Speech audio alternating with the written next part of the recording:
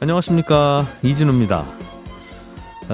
올해도 크리스마스는 다가옵니다만 이 변이 바이러스가 무섭게 확산하고 있어서 분위기가 예전 같지만은 않겠죠. 올 겨울까지는 그래도 집콕 생활을 하면서 바이러스 확산을 막는 게 그나마 최고의 선택이 될 것 같긴 한데, 그나저나 말 나온 김에 우리가 기다리는 이 산타클로스, 루돌프 이런 캐릭터들은 처음에 어떻게 등장하게 된 걸까요? 새삼 궁금해지는데, 오늘 역사 속 경제 이야기 시간에는 산타클로스와 루돌프 탄생에 얽힌 재미있는 역사 이야기 들어보겠습니다.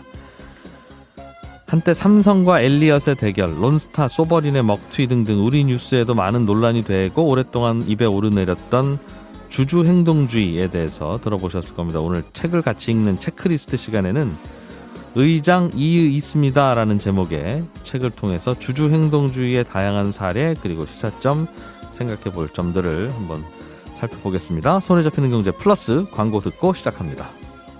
산타클로스와 루돌프가 없었다면 크리스마스 분위기는 어땠을까요? 그렇게 양말 걸어놓고 기다리는 시간을 보내지도 않았을 거고, 또 뭐 아이들 앞에서 산타클로스 연기하고 돈 쓰고 하지도 않았을 것 같은데, 역시나 이 산타클로스와 루돌프는 상업적인 목적으로 처음부터 기획되어서 만들어진 캐릭터라고 합니다. 오늘 역사 속 경제 이야기 시간에는 이 크리스마스 이야기를 좀 나눠보죠. 역사 스토리텔러 썬킴 씨 나오셨습니다. 어서 오세요. 안녕하십니까. 혹시라도 어린 친구들이 이 방송 듣고 계시면 미리 라디오를 끄라라고 말씀드리겠습니다. 오늘은 어른들끼리 들어야 되겠어요. 그렇습니다. 예. 네. 산타클로스의 존재를 믿는 분들은 다른 방송국에라도 잠깐 갔다 오시는 걸로. 산타클로스 믿으시잖아요, 이 기자님도. 저도 한때 불신하다가 청소년기에는 요즘은 믿어요. 믿어야 되겠죠, 아마. 정말 어떤 일이라도 일어날 수 있는 세상이다. 맞습니다. 네, 산타클로스인데. 네, 산타클로스 정도야 충분히 있을 수 있다라고 요즘 믿고 있습니다. 산타클로스가 정말 존재한 사람이다, 아니면 꾸며진 얘기다라는 말은 있지만, 산타클로스의 그 모델이 됐던 분은 존재했던 것이 맞아요.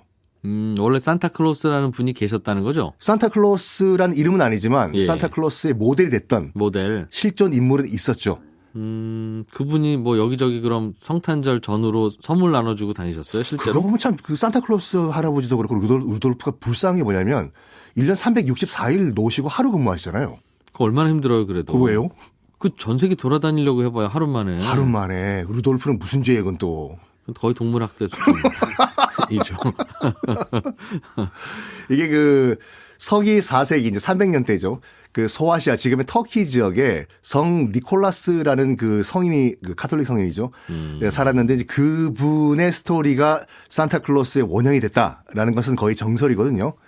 이런 일이 있었다고 해요. 그러니까 정말 주변에 불쌍하신 분들은 많은데 내가 도움은 드리고 싶으나 대놓고 여기 있어 돈 받으시오. 그런 것도 웃기죠. 자존심 상하죠. 그렇죠. 그래서 몰래 어떻게 줄 방법이 없을까 하다가 널어놓은 빨래 안에 살짝 돈도 넣어주시고 또 누가 시집을 가려고 하는데 지참금이 없다. 그러면 또 굴뚝을 통해서 옛다 받으시오. 금 좀 던지고. 그런 식으로. 그 스토리가 연결돼가지고 이제 오늘날의 산타클로스까지 됐는데 그 우리가 알고 있는 호호호 이 산타클로스는 대서양을 건너가지고 유럽 대륙에서 미국으로 간 신대륙으로 간 네덜란드 이민자들에 의해서 탄생됐다라는 것이 또 정설이죠. 그 스토리 작가는 그 스토리 자체가 예. 그러니까 산타클로스 이야기가 네덜란드에서 아메리카 대륙으로 이민 간 사람들이 정착한 이후에 생겼다는 거죠. 그렇죠. 그 원래 그 성 니콜라스 성인의 스토리, 그러니까 성 니콜라스 성인 자체를 그 존경하고 받들었던 국가가 이제 네덜란드였는데 그 네덜란드인들이 지난 시간에도 말씀드렸지만 뉴욕이란 도시가 원래는 네덜란드 식민지로 시작됐지 않습니까? 뉴 암스테르담이라고. 그럼 당연히 네덜란드 본국에 있던 이민자들이 바다 건너서 뉴욕에 정착을 했을 때도 네덜란드 본국에서 기리던 그 추기를 갖고 왔겠죠. 그래서 이 성 니콜라스 성인의 추기를 기린 상태였는데 나중에 이 뉴 암스테르담을 이제 영국인들이 또 차지했어요. 아니 네덜란드인들이 아주 재밌고 독특한 이 추기를 기르는 것 같은데 무슨 추기인가? 소아시아 지역에 있던 성 니콜라스 성인의 추기라고 합니다. 아 그래? 우리도 한번 지내볼까? 재밌는데? 선물 주고받으면서. 성 니콜라스가 영어로는 세인트 니콜라스지 않습니까? 그렇죠. 세인트 니콜라스가 네덜란드어로는 신터클라스라고 해요. 신터가 세인트일 거고. 클라스가 니콜라스가 클라스라는 거죠. 네. 네덜란드인들은 히딩크의 후손이 아니군요. 조상들은 신터클라스라고 하는구만. 그럼 우리도 저 성인을 신터클라스라고 한번 불러볼까? 신터클라스가 산타클로스가 됐다는 게 그래서 정설이죠. 야, 이런 분들 우리나라에도 있는데 우리나라도 연말에 보면 조용히 와서 동사무소 앞에 쌀 갖다 놓고 가고 그렇죠. 돈 갖다 놓고 가고 도대체 이분 누구냐 뭐 그런 경우도 있잖아요. 똑같은 거죠. 이 기자님은 뭐 저 선물 안 주시나요? 썬킴 선생님을요? 오. 제가 선물입니다. 이 방송사고네요. 네. 근데 네덜란드에서 대서양 건너가지고 뉴욕에 도착한 산타클로스는 오늘날의 그런 산타클로스의 모습이 아니었어요. 성인이니까 빼짝 마르고 이 수도사들 까만 복장을 입고 있었거든요. 그렇겠죠, 당연히요. 그럼 하얀 수염, 빨간 유니폼은 언제 만들어진 거예요? 일단은 살이 좀 찌십니다. 남북전쟁 때. 매년 그 성인의 형상이나 이런 그림들은 존재했는데 네. 점점 해가 반복되면서 조금 외모가 바뀌신 거죠. 일단 1863년에 이 토마스 나스트라는 그 삽화가가 아이들에게 꿈과 희망을 주는 이 성인이 물론 마른 체형도 나쁜 건 아니지만 좀 풍성한 이미지로 살집을 좀 붙이자라고 해서 삽화를 약간 통통통하게 그렸어요. 그게 이제 그 당시 이제 대통령이었던 그 아브라함 링컨 대통령의 눈에 들어가지고 좋다. 이거를 적극적으로 아이들에게 홍보하자 해서 약간 비만 형태가 됐어요. 그 산타클로스가 얼마 안 된 분이군요, 그러니까. 우리가 알고 있는 그 모습이요? 그렇죠. 얼마 안 됐다니까요. 특히 소아시아 같은 경우는 굉장히 덥잖아요, 터키니까. 마를 수밖에 없는 체형이죠. 그런데 여기서 검정색 옷이 그러면 또 빨간색으로 언제 바뀌었냐. 이것도 설인데 가장 유력한 설이라고 해요. 1930년대 우리가 알고 있는 그 콜라 회사가 코카콜라죠. 말해도 되는죠. 그 회사에서 홍보를 하려고 하는데 저기 그 겨울이면 안 먹잖아요. 추워서. 콜라 잘 안 마시죠. 여름 청량음료니까 이거 겨울에 이거 판매 양을 늘릴 수 있는 홍보 방법이 없을까? 저기 산타클로스와 함께 조인트 마케팅을 해보는 게 어떻겠습니까? 괜찮네. 그래서 아이디어를 낸 것이 옷을 바꿔보자. 산타클로스에. 콜라 색깔이 많은 분들이 검정색으로 알고 계시는데 검붉은색이거든요. 콜라의 실제 색깔은? 옷을 붉은색으로 바꿔라. 그리고 옷깃과 수염은 흰색으로 바꿔라. 거품이 흰색이잖아요. 그래가지고 그때부터 우리가 알고 있는 붉은색 옷과 흰색 옷소매의 산타클로스가 나왔다. 홍보 때문에 탄생했다. 콜라는 콜라 색깔 아니더라도 그냥 캔 색깔이 빨갛지 않습니까? 그러니까 거기서 유래한 거죠. 그 전에는 콜라 캔도 빨갛지 않았나 봐요. 그전에는 병이었으니까 병. 이게 오목한 병이요. 그때부터 빨갛게 했다. 그렇죠. 그렇군요. 산타클로스의 빨간색과 콜라의 빨간색이 거기서 나왔다. 같이 태어났네요. 비슷한 동시대에.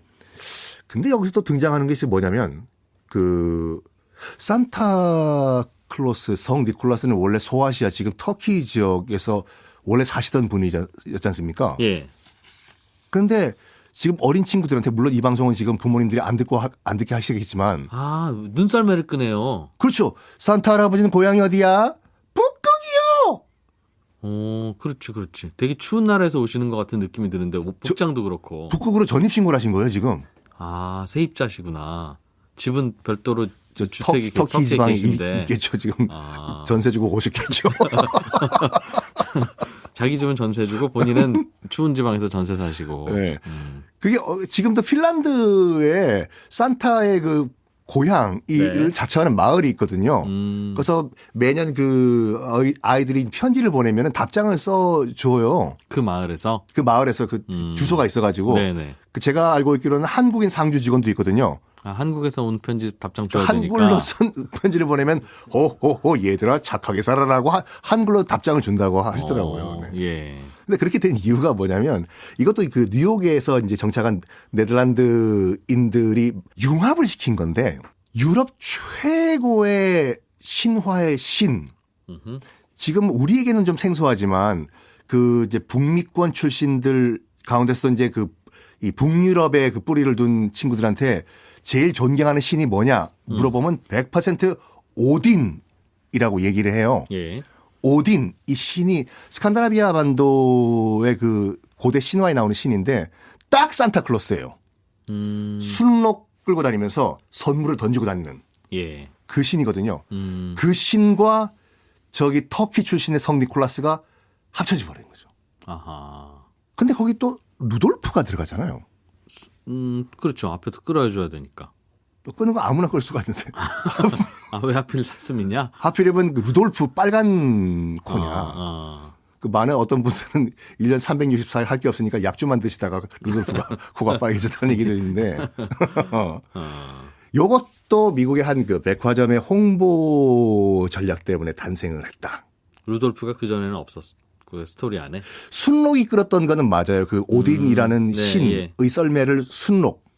고향이 다 북쪽이니까 네. 끈 건 맞는데 코가 빨간 루돌프가 끌기 시작했던 스토리는 이것도 1930년대 미국에서 네. 나왔습니다. 그 시카고의 몽고메리 백화점에 그 로버트 메이라는 홍보 담당자가 있었는데 네. 요건 좀 가슴 아픈 스토리일 수도 있겠지만 자기 부인이 약간 불치병이 걸렸다고 해요. 그래서 딸이 한 명 있었는데 그 이제 어머니가 아프니까 학교 끝난 다음에 이제 친구들이랑 못 놀고 네. 맨날 집에 들어와서 이제 아프신 이제 어머니 이제 수발을 들어야 되니까 약간 우울증에 빠졌대요, 따님이. 네.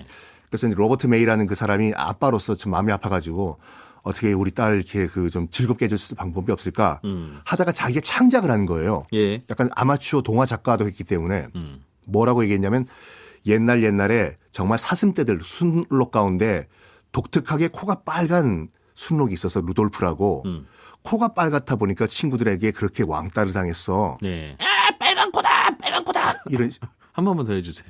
레디 액션 해주시면. 레디 액션. 에이, 빨간 코다. 크리스마스니까. 네. 아. 그렇게 놀림을 당했다 얘야. 예. 근데 아빠 어떻게 됐어요? 그런데 어느 날 산타 할아버지가 와가지고 이런 말했어. 내 썰매를 끌어야 되는데 지금 앞에 헤드라이트가 없어가지고 밤에 운행을 못해. 뭐 빛을 발할 수 있는 그런 헤드라이트가 장착된 그런 순록이 없나? 말도 안 돼. 이게 예. 창작 동화니까. 네. 그래가지고 로버트 메이가 예. 그래가지고 왕따를 당하던 루돌프라는 그 순록이 산타 할아버지한테 스카우트가 돼가지고 앞에 코가 헤드라이트 역할을 해서 빨간불. 빨간불 맨 앞에 선두에 서게 됐다. 그래서 너도 지금 왕따를 당하지만 언젠가는 큰 인물이 될 거야. 우리 한번 견뎌보자. 네. 라는 스토리가 어떤 잡지사에 들어간 거예요. 이 괜찮다. 재밌네요. 이 단편 소설로 동화집으로 만들자. 냈어요. 그랬더니 자기가 근무하던 그 몽고메리라는 그 백화점에서 네. 이거 대박이다고. 이거 크리스마스 때 이거 홍보 전략으로 쓰자고. 저기 멀뚱하게 앉아있는 저기 산타 할아버지 앞에 당신이 말했던 루돌프 사슴 코 그 사슴을 앞에 끼워 넣어가지고 이 전체적인 스토리 한번 만들어보자. 라고 해서 우리가 알고 있는 루돌프 사슴이 끄는 산타 할아버지의 썰매 군단이 만들어졌다고 하죠. 아하, 그래서. 근데 스토리가 재밌어요. 원래 루돌프 스토리도 그렇고, 산타 할아버지 스토리도 그렇고. 그렇죠. 참, 일본은 지금 크리스마스 이제 오늘이 23일이니까 내일 모레 예. KF 닭을 엄청 먹는 건 아시죠? 일본이 크리스마스 때 닭을 먹어요? 닭 중에서도 그거 KF 이거요. 하필 그 브랜드로? 그 브랜드만. 그 앞에 서 있는 그 안경 낀 할아버지가 산타클로스하고 비슷하게 생기셔서? 그것도 있고. 예. 1970년에 예. 개띠해죠. 그때 처음으로 그 KF 그 프랜차이즈가 예. 일본에 들어갔어요. 1호점. 예. 다케시라는 사람이 그 지점장이었는데 장사가 안 되는 거예요. 아무도 안 먹어. 이거 왜 안 팔리지 이거. 맛있는데. 네. 하다가 일본은 기독교 인구가 1%도 안 되지 않습니까? 네. 그래서 이제 크리스마스도 이제 별 그 뭐 지내는 사람이 없는데 하필이면 자기가 갖고 있던 매장 옆에 네. 기독교계 유치원이 있었대요. 근데 성탄절 크리스마스 이브 때 왕창 대량 주문해 가는 거예요. 치킨을. 애들 먹인다고. 예. 이거 왜 갖고 가지? 아이들에게 크리스마스 선물로 주기 위해서 그렇다. 네. 여기에 아이디어를 떠올린 거죠. 미국인들은 크리스마스 때 후라이드 치킨을 먹는다. 라고 헛소문을 퍼뜨린 거예요? 네. 그 지점장님이 그걸 믿었어요. 일본인들은. 뭐 별 관심 없었던 거니까. 당시만 하더라도 뭐 약간 그 미국 문화에 대해서 약간 동경을 하던 분위기였기 때문에 정말로 그 크리스마스란 날에 미국 아메리칸들은 후라이드 치킨을 먹는구나. 원래는 칠면조 먹죠. 그렇죠. 그러니까 칠면조, 그러니까 땡스기빙 때 먹다 남은 칠면조를 그때도 먹거든요. 네. 근데 그거를 거짓말을 친 거죠. 프라이드 치킨을 먹는다. 그래서 일본은 지금 프라이드 치킨 먹어요. 지금도 그게 곧 토착화가 됐습니다. 그래요? 네. 우리 동지에 팥죽 먹듯이 성탄절은 치킨 그런 게 있어요. 또 그렇게 비교하시니까 귀에 확 들어오네요. 그렇게까지는 안 먹는 모양이죠? 그렇게 먹습니다. 그렇게 매출 최고 찍는다고 하죠. 우리 이 기자님은 참 캐롤 뭐 좋아하세요? 캐롤.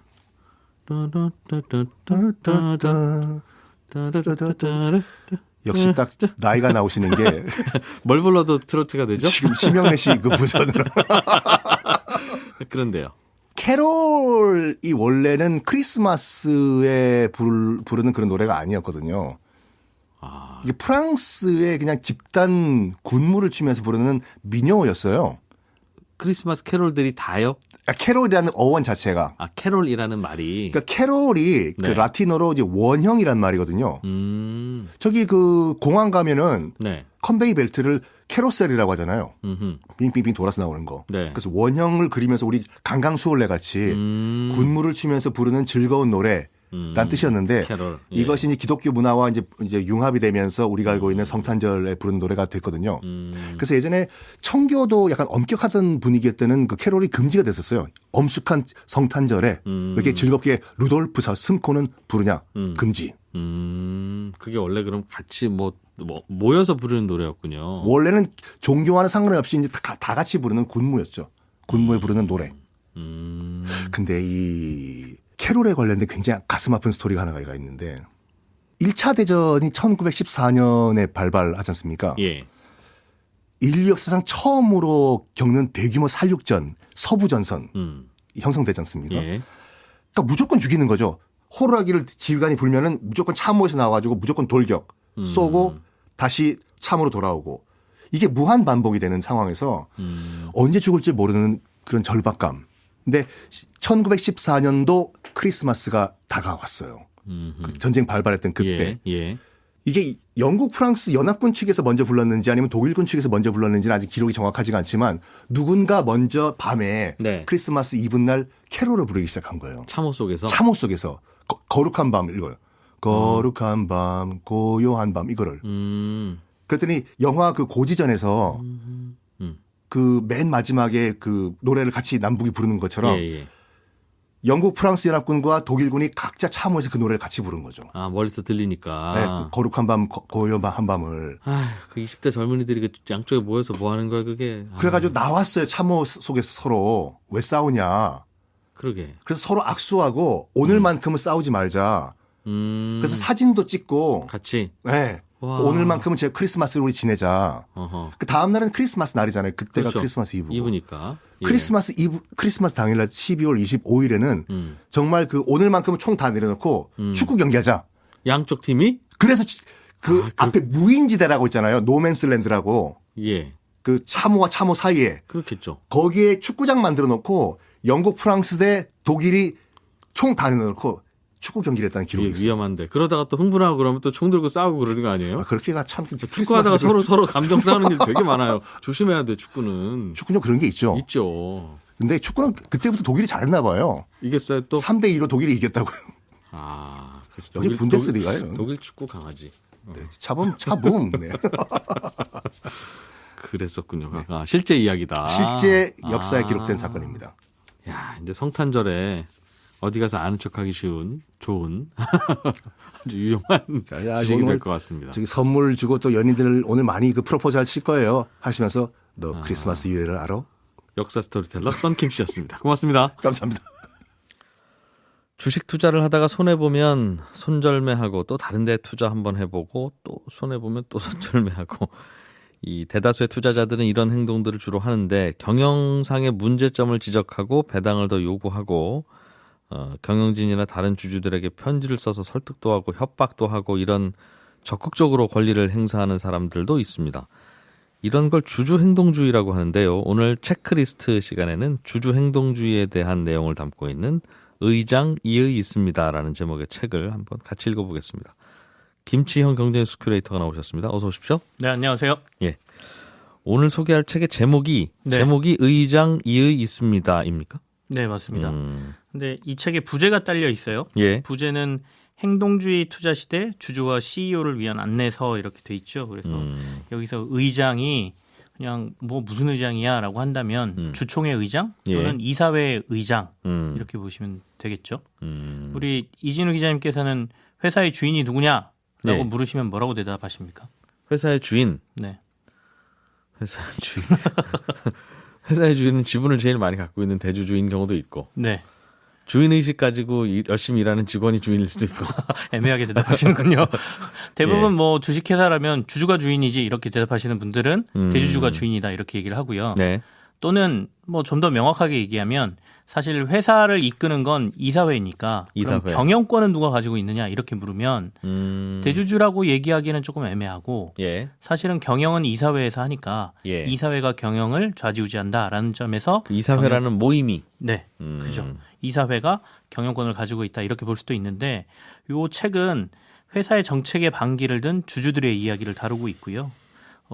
미국의 자본주의 역사상 이렇게 주주들이 반기를 든 여러 가지 사건 중에 정말 의미 있어 보이는 것들 한 8건 정도를 뽑아서 실제 사례도 나오고 이때 직접 주주 제안서라는 걸 회사에 보낸 거, 이 제안서, 그러니까 일종의 편지죠.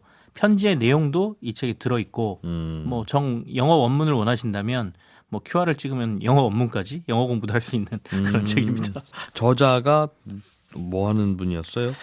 저자는 헤지펀드 매니저 출신의 사람인데요. 제프 그레임이라는 분이에요. 이 사람이 직접 헤지펀드를 운영하면서 뭐 주주행동주의도 해보고 회사에 친화적으로도 해보고 여러 가지를 해봤는데 결국엔 회사의 경영을 움직이는 이사진이라는 게 여기서 이런 표현이 나오거든요. 결국 이 주주행동주의라는 게 전문 경영인과 허울뿐인 이사회하고 반대편에 있는 자신의 이익을 추구하는 투자자 간에 누가 경영을 더 잘하는가의 문제를 놓고 싸우는 거다 이렇게 얘기를 합니다. 본인도 처음에는 회사 측을 지원하다가 나중에는 약간 행동주의 쪽으로 돌아선 사례도 얘기를 하고 있죠. 그럼 이 책에는 그렇게 회사와 싸웠던 이야기가 담겨 있습니까?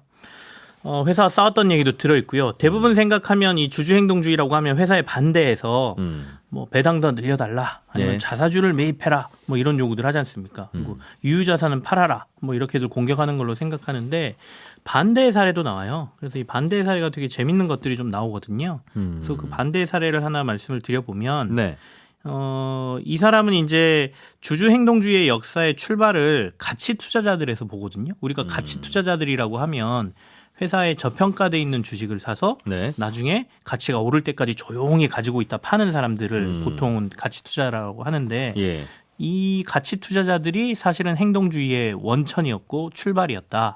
그래서 대표적인 사례 중에 우리가 잘 아는 워렌 버핏이라는 사람이 등장하고요. 이 워렌 버핏 할아버지는 아직 살아계시지 않습니까? 이 워렌 버핏이 아메리칸 익스프레스에서 투자했던 그리고 그때 벌인 의결권 대결이 굉장히 재밌는 소재로 여기에 등장을 하죠. 무슨 얘기인지 좀 들을 수 있어요? 지금은 이제 아메리칸 익스프레스 어떤 회사인지 알고 계시죠? 신용카드 회사. 그죠. 신용카드 회사를 알고 계시는데 그 당시에는 신용카드가 아니라 화물운송이 주력이던 회사였어요. 그리고 이제 막 금융 사업들을 조금씩 추가하던 시기, 그러니까 1960년대거든요. 어쩐지 회사 이름이 카드 회사 뭐라면 뭐 그럴 수도 있는데 그죠? 미국 특급 이런 거잖아요. 아메리칸 익스프레스는. 그래서 예전에는 화물 운송이 주력이었던 회사였는데 열차 회사였군요. 그러니까 이 당시에 무슨 일이 벌어지냐면 샐러드 오일 사기극이라는 희대의 사기극이 벌어집니다. 언제쯤이었어요, 그게? 1960년대예요. 그러니까 이제 아메리칸 익스프레스가 화물 운송업을 한다고 말씀드렸으니까 그 화물 운송업을 하는 아메리칸 익스프레스 밑에 계열사에 얼라이드 크루드 베지터블이라는 회사가 있어요. 이 회사는 일종의 창고 관리를 하는 회사입니다. 근데 이 회사가 이 샐러드 오일을 창고에다 가득 저장해 놓고 이 저장해 놓은 거를 담보로 일종의 아메리칸 익스프레스에서 창고증권이라는 보증서를 받아요.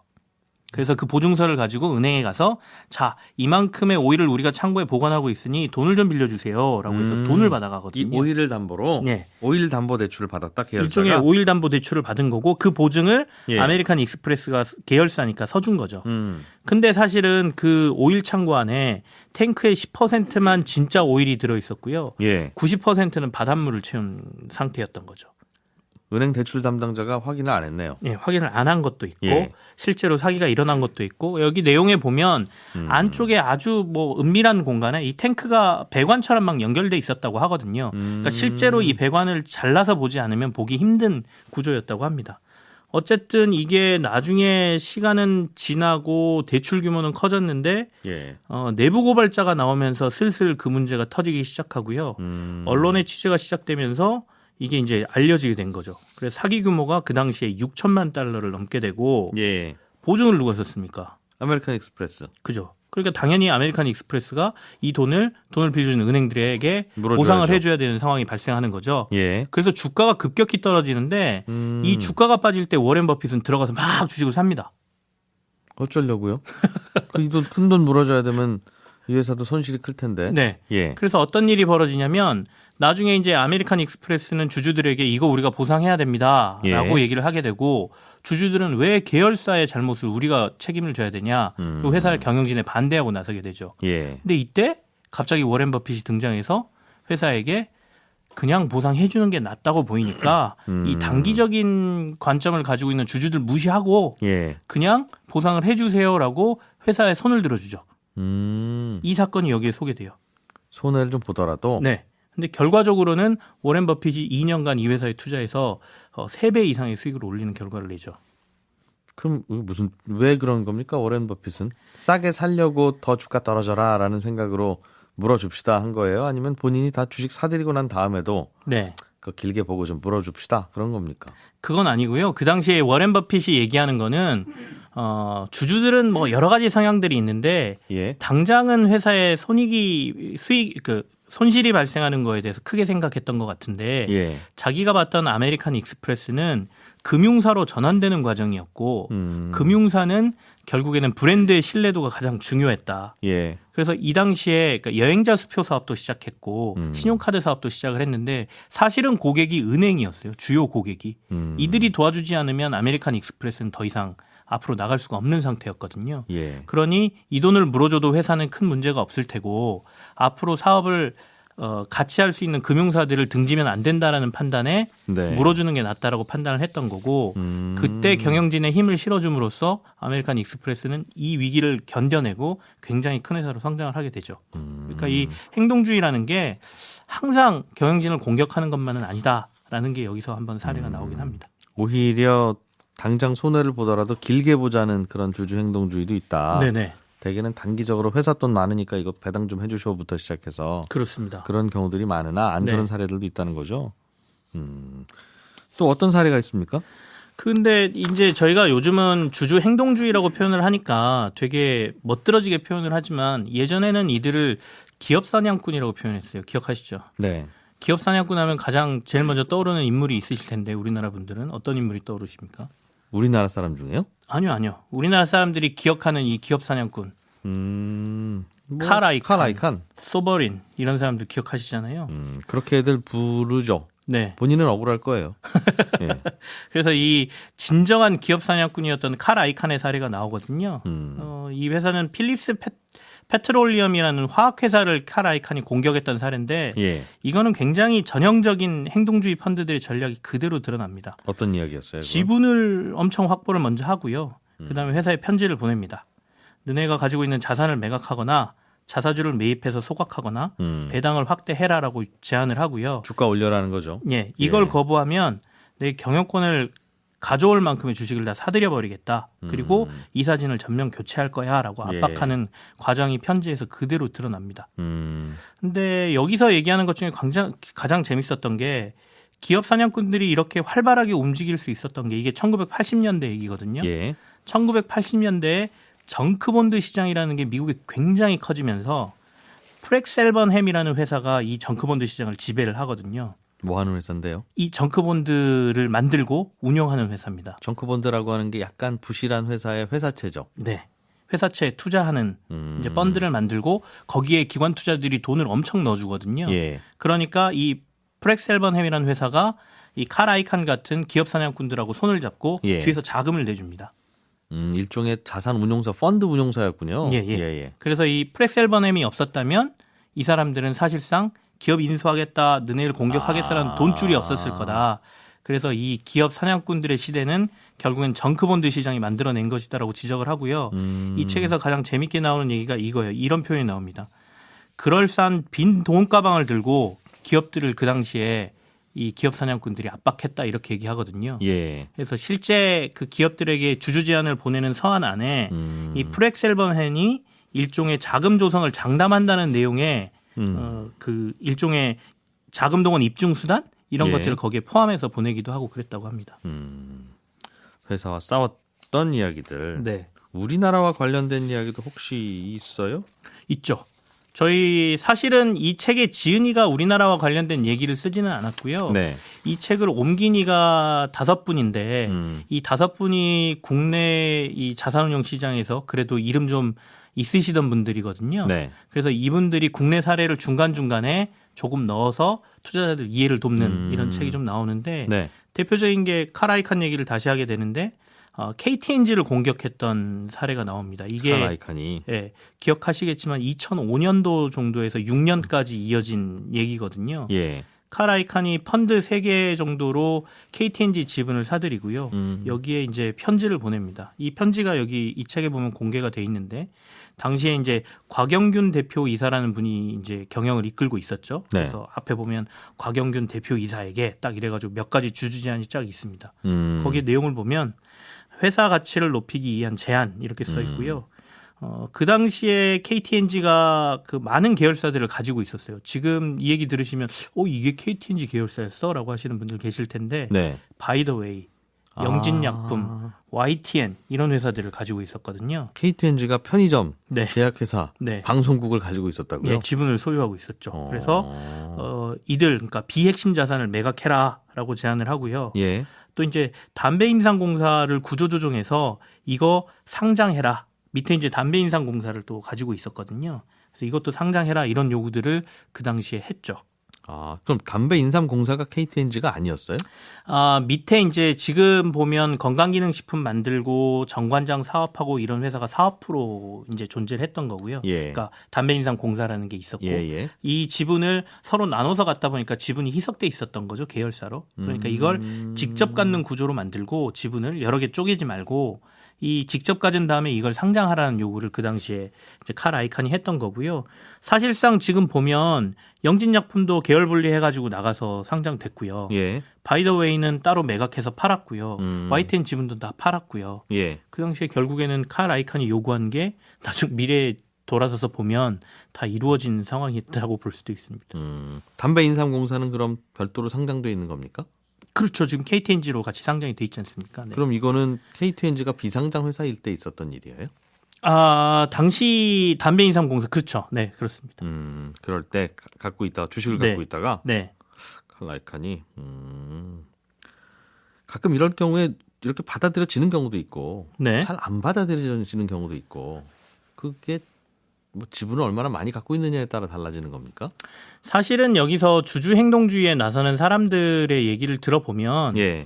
이 제안을 전부 받아들일 거라고 생각하는 전략은 아니다라고 얘기를 하죠. 그러니까 이 사람들은 일단은 회사 경영진을 자극을 해서 예. 자신들이 요구하는 주주 제안이라든지 이런 것들이 기타 다른 주주들에게 어느 정도 알려지고 주주들을 좀 깨어날 수 있게 한다면 예. 결국에는 회사의 가치를 훨씬 올릴 수 있다라고 얘기를 합니다. 그래서 KTNG 사례도 그렇고 그전에 다른 사례도 그렇지만 결국에는 의결권 대결이나 이런 데에서 본인들의 지분을 가진 만큼 이사진을 넣으려고 하거든요. 예. 이사진을 넣는데 실패하는 경우도 굉장히 많지만 그걸 방어하기 위해서 주주들을 설득하는 과정들이 일어납니다. 그러면 배당이 높아지거나 네. 사실상 아까 얘기한 여러 가지 자산 중에 일부는 매각해서 주주들에게 돌아갈 수 있도록 하는 과정들이 일어나기 때문에 이 행동주의 펀드가 일어나고 난 다음에 회사들의 지분 가치는 그러니까 주식의 가치는 올라가는 사례가 굉장히 많다 이렇게 얘기를 하고 있습니다. 다만 길게 보면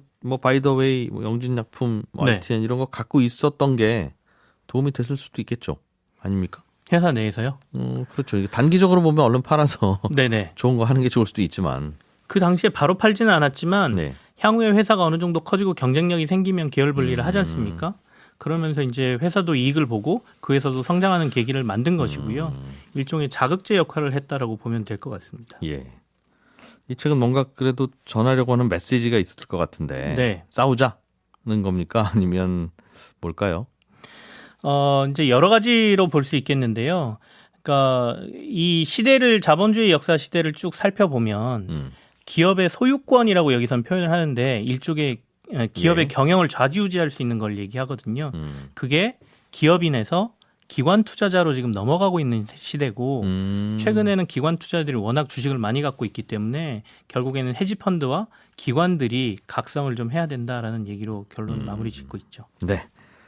행동주의 투자에 관한 책 잘 들었습니다. 김치형 경제뉴스 큐레이터였습니다. 네, 손에 잡히는 경제 플러스 마칠 시간입니다. 점심 맛있게 드시고 저는 내일 아침 8시 30분에 손에 잡히는 경제에서 다시 인사드릴게요. 내일 뵙겠습니다. 고맙습니다. 이진우였습니다.